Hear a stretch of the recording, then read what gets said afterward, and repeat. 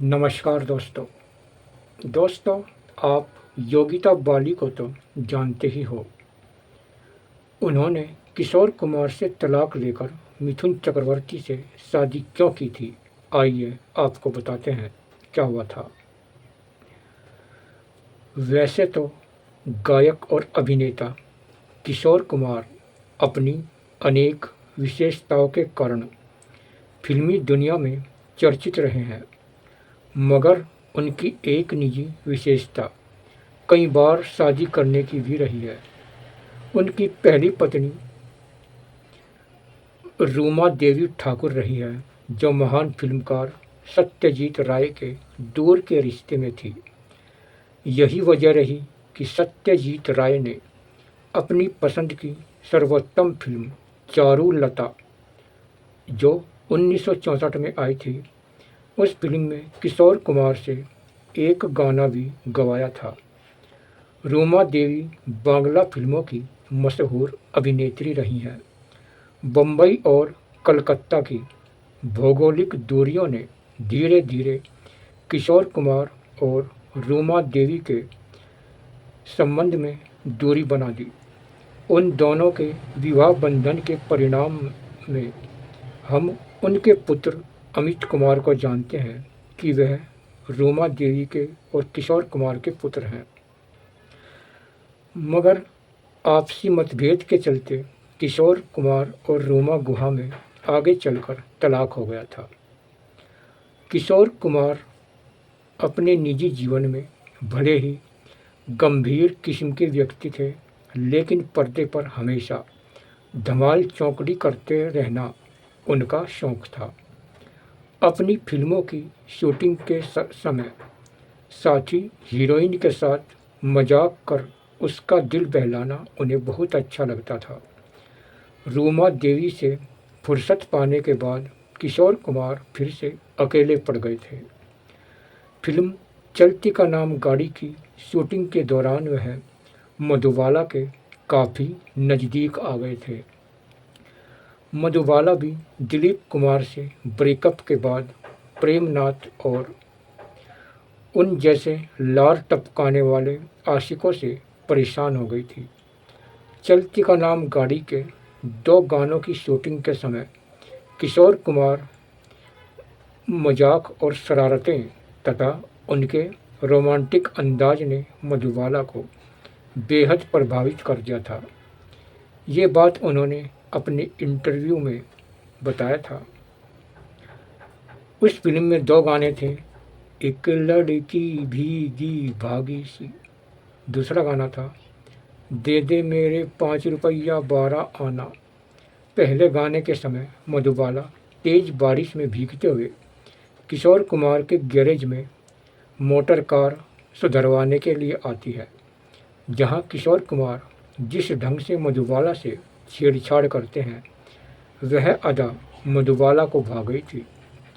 दूसरे गाने के समय भी रात को मधुबाला के घर की खिड़की से उसके बेडरूम में वह प्रवेश करते हैं और अपनी मजदूरी के पैसे नाच कर उछलकर मांगते हैं और बहुत ही कॉमेडियन अंदाज में गाना गाते हैं।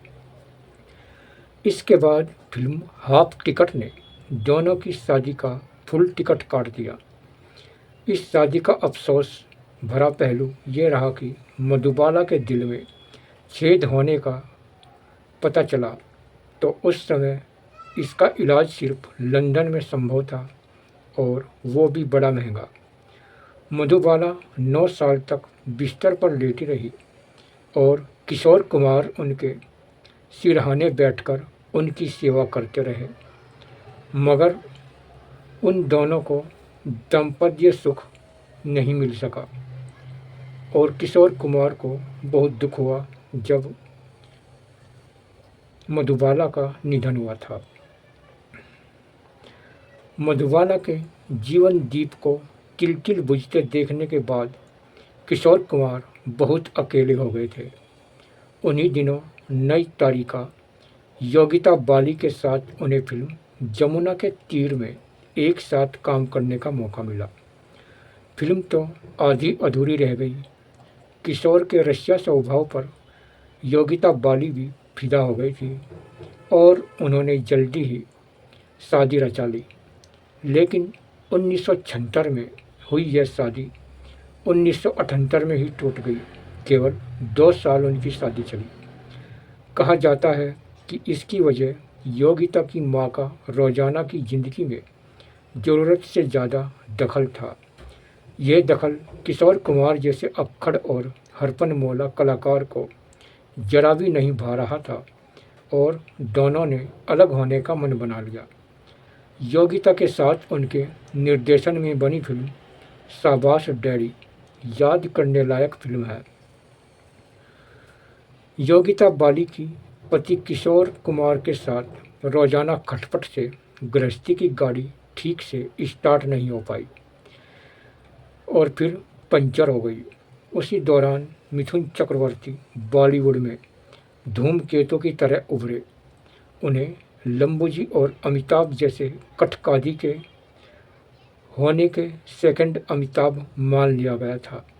मिथुन उस समय बहुत ही ज़्यादा सुपरहिट हो चुके थे। मिथुन चक्रवर्ती के साथ योगिता की फिल्म ख्वाब जो 1980 में इस फिल्म की शूटिंग चल रही थी। मिथुन चक्रवर्ती अपनी पहली पत्नी हेलेना ल्यूक को तलाक दे चुके थे। उन्हें भी एक अदद बीवी की बहुत ज़रूरत महसूस हो रही थी। दोनों ने अपने भावी जीवन के ख्वाब के साथ साथ देखे और उन्होंने शादी करने का मन बना लिया। फिल्मकार शक्ति सामंत इस रोमांस के गवाह रहे हैं। योगिता बाली ने किशोर कुमार से तलाक ले लिया। बदले में किशोर कुमार ने फिल्म ख्वाब में गाना गाने से इनकार कर दिया था। बाद में किशोर कुमार ने मिथुन चक्रवर्ती के लिए कई फिल्मों में गाने गाए।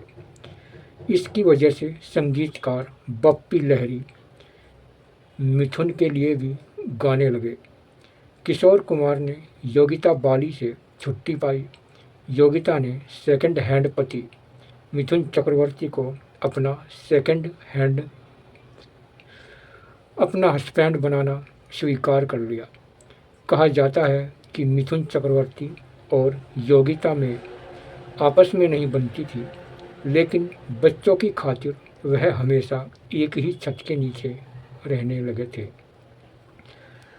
योगिता ने अभिनेत्री के रूप में कोई ऐसी छाप नहीं छोड़ी कि उन्हें गीता बाली, नरगिस, मीना कुमारी या श्रीदेवी की तरह याद रखा जाए। उनके शुरुआती दौर की फिल्म थी परवाना 1971, जिसमें अमिताभ बच्चन थे। आज ये फिल्म इसलिए याद की जाती है कि उसमें अमिताभ बच्चन ने विलेन की भूमिका निभाई थी। उसमें योगिता बाली के हीरो नवीन निश्चल थे। उन पर फिल्माया गया एक गाना पिया की गली लागे भली, यह गाना काफ़ी हिट हुआ था। गुरुदत्त के भाई आत्माराम की मेम साहब 1971 एक सस्पेंस थ्रिलर फिल्म थी, जिसमें योगिता के हीरो थे विनोद खन्ना। समझौता 1973 में उनके हीरो थे अनिल धवन। तो उसी साल बनारसी बाबू में वह सदाबहार देव आनंद की हीरोइन के रूप में नजर आई। इसमें देव आनंद का डबल रोल था और दूसरी हीरोइन थी राखी। इसके बावजूद योगिता के करियर को कोई भी खास लाभ नहीं हुआ। वह अधिकतर फिल्मों में दूसरी हीरोइन या चरित्र भूमिका में ही नजर आने लगी। नागिन फिल्म 1976 में कलाकारों से भरी हुई फिल्म थी। तो चरित्रहीन फिल्म संजीव कुमार, शर्मिला टैगोर और अजनबी, राजेश खन्ना और जीनत अमान आदि में उन्होंने छोटी छोटी भूमिका निभाई। चाचा भतीजा 1977 में वह रणधीर कपूर के साथ थी। महमूद द्वारा निर्देशित फिल्म जनता हवलदार जो 1979 में आई थी, योगिता को राजेश खन्ना के साथ काम करने का मौका मिला, लेकिन तब तक राजेश खन्ना का दौर ख़त्म हो चुका था। आर के बैनर की फिल्म बीवी ओ बीवी जो 1981 में आई थी उसमें योगिता को संजीव कुमार के साथ कॉमेडी करने का मौका मिला था, लेकिन मुख्य हीरो रणधीर कपूर, हीरोइन पूनम ढिल्लों तथा डबल रोल में संजीव कुमार के होते हुए भी योगिता पर किसी का ध्यान नहीं आया। लैला फिल्म 1984 में योगिता सुनील दत्त की पत्नी और अनिल कपूर की मां के रोल में आई थी। 13 अगस्त 1952 को जन्मी योगिता बाली जब अपनी भरी पूरी पंजाबी बाला की देह लेकर फिल्मों में आई तो लगा कि उन्होंने किंग साइज के गिलास से लस्सी पी है और पंजाब का असली घी खाया है। रिश्ते में वह गीता बाली की भांजी है, लेकिन फिल्मों में वह वैसा कमाल नहीं दिखा पाई जो गीता ने हासिल किया था। योगिता बाली को उन फिल्मों में ज़्यादा देखा गया जिनमें प्रथम श्रेणी की तारिकाएँ रिजेक्ट कर देती थी। अपने करियर के शुरुआती दौर में फिल्म निर्देशकों ने योगिता बाली को सेक्स सिंबल के रूप में प्रस्तुत किया था। उनसे शारीरिक प्रदर्शन करवाए गए और गाने गवाकर रोमांस करवाया गया। एक नज़र से यह सही भी था, क्योंकि उनकी बड़ी बड़ी आँखों से भोलापन, मासूमियत और शरारती आकर्षण एक साथ झलकता था। उनकी प्रमुख फिल्में हैं परवाना 1971, मेम साहब 1972, समझौता 1973, झील के उस पार 1973, धमकी 1973, अजनबी 1974, नागिन 1976, चाचा भतीजा 1977, कर्मयोगी 1978, शाबाश डैडी 1979, जनता हवलदार 1979, जानी दुश्मन 1979, नौकर 1979, प्यारा दुश्मन 1980, बीवी ओ बीवी 1981, जमाने को दिखाना है 1982। दोस्तों, आपने योगिता बाली की कौन सी फिल्म देखी है कमेंट बॉक्स में ज़रूर बताना। धन्यवाद।